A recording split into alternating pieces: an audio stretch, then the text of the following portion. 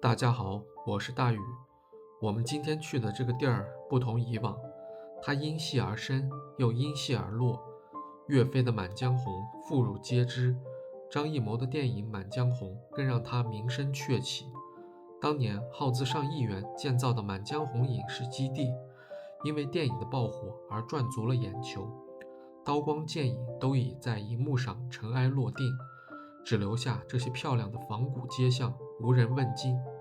如今漫步其中，能清晰地感受到一种反差：荧幕上的热度与眼前的静谧。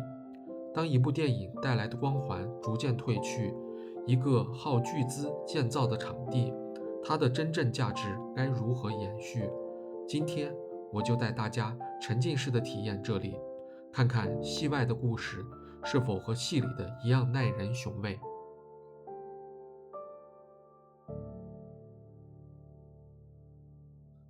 我当时也是看了这部电影，对电影里面的几个人物呀，松君、张大、秦桧都非常记忆犹新。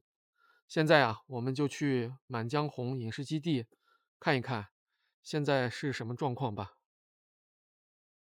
可以看见影视基地啊，现在人非常稀少，一进门就一群威风凛凛的战马。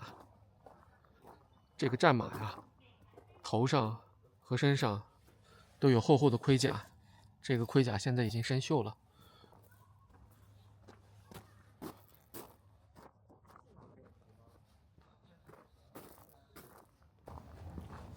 整体建的还是蛮逼真的。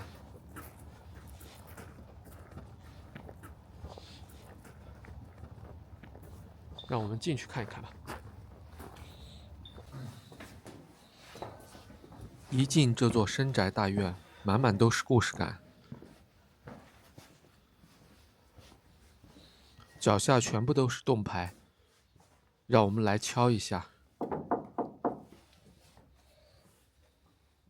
原来这些都是塑料的，这些道具摆在这里还挺应景。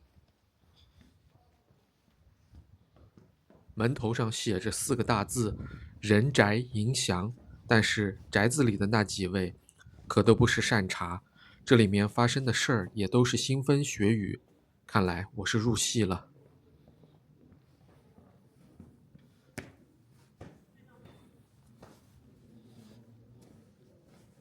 身后突然窜出2个人，吓了我一大跳。这种院落虽说为电影而生，但是神秘之感不亚于探个废墟。山西这种大宅院围墙都很高，一进来就感觉要待一辈子。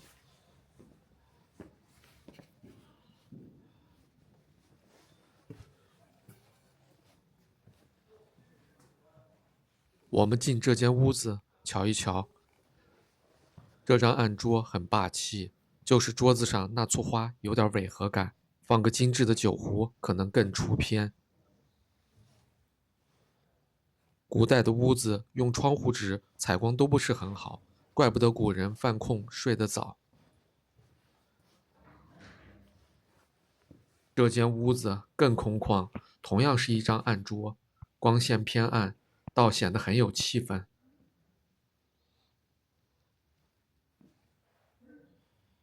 在众多导演里，我认为张艺谋张导就是个艺术家。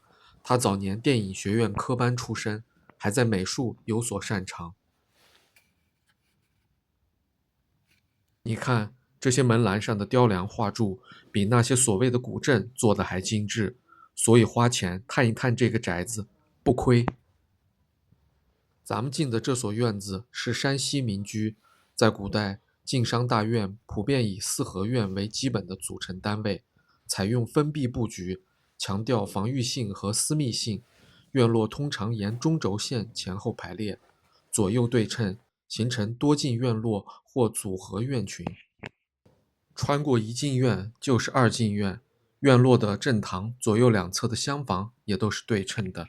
另外，北方地区天气寒冷，院墙用的砖料都很厚实，门帘也是厚如棉被。这个牌匾上写着“克俭信家”。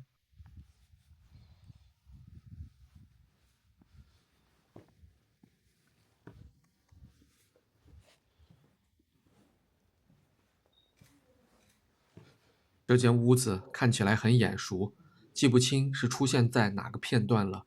如果看过这部电影，应该会发现这里的很多屋子都出现在电影的某个场景里。电影《满江红》的累计票房45亿，其中最大的投入应该就是这个影视基地了吧？当年的演员阵容也很强大，沈腾、易烊千玺、张译、雷佳音等都是大咖。中国人建房子喜欢用木头作为原料，这和中国人的文化是离不开的。首先，木头象征着生机和和谐，契合天人合一的理念。另外，木头轻便易加工，能快速建造或重建，适应中国历史上频繁的朝代更替。当然，木头建房子也有弊端，最主要的结果就是难以保存长久，容易受到火患和虫灾。我前方的阁楼，大家应该都不陌生吧？这个场景是整个影片的核心。松君为了让岳飞的《满江红》流传在世，胁迫秦桧口述《满江红》，台上一句，台下一句，在场的所有战士都咏诵着《满江红》，场面很宏大。现在让我们登上阁楼，俯瞰一下整个院落吧。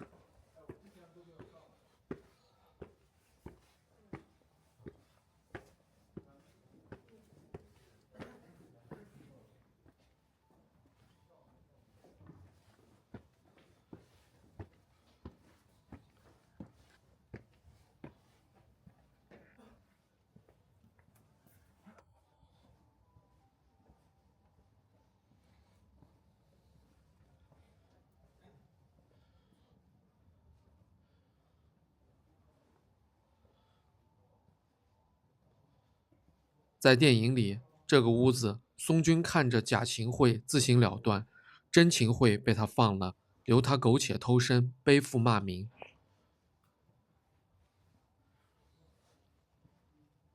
《满江红》一词是岳飞在南宋绍兴6年北伐受挫后，被迫撤回鄂州写的。